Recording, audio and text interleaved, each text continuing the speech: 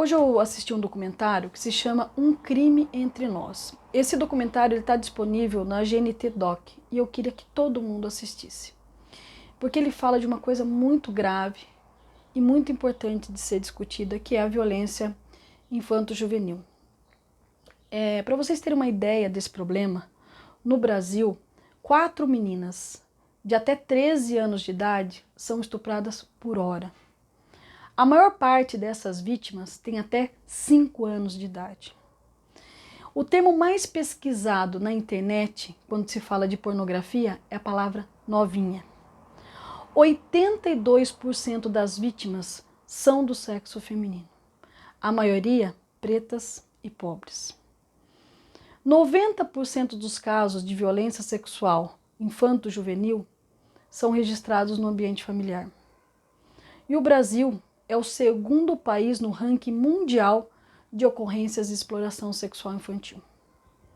O mais triste disso tudo é que 72% das pessoas que testemunham casos de crianças e adolescentes sendo exploradas não denunciam.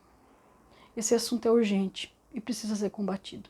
A sociedade ainda não enfrentou esse problema e a gente precisa falar sobre isso. Quando eu vi esse documentário, eu lembrei da época em que eu era advogada do CREAS. Lá eu atendia casos de violência sexual de crianças e adolescentes. Um dos casos mais tristes que eu atendi foi de uma menina que ela começou a ser violentada aos 6 anos de idade pelo pai. Aos 13 ela perdeu a virgindade e logo depois engravidou. E eu atendendo essa menina, um dia ela falou para mim: "Ai, doutora Emanuela, eu preferia que meu pai tivesse me matado. Porque o que ele fez foi muito pior. Ele tirou a minha alma."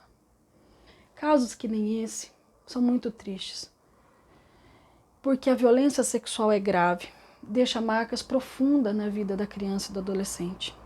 E a sociedade precisa combater isso com rigor. Infelizmente, a impunidade nesse país, nesse tipo de caso, ainda vigora. E a gente precisa tratar a causa do problema. Por isso é tão importante falar de sexualidade e de igualdade de gêneros no ambiente escolar. Quando a gente trata isso na educação, a gente consegue educar para uma cultura que a gente possa respeitar o outro. Se você não respeita o outro, você não entende ele como sujeito de direitos. E a violência acontece. Muitas pessoas falam para mim, me perguntam: "Manu, como que você consegue lidar com isso? Como que você consegue trabalhar com esse tipo de coisa?" Eu queria perguntar: como que você, sabendo de tudo isso, não faz nada? Nunca mais permita que alguém tire a inocência de uma criança.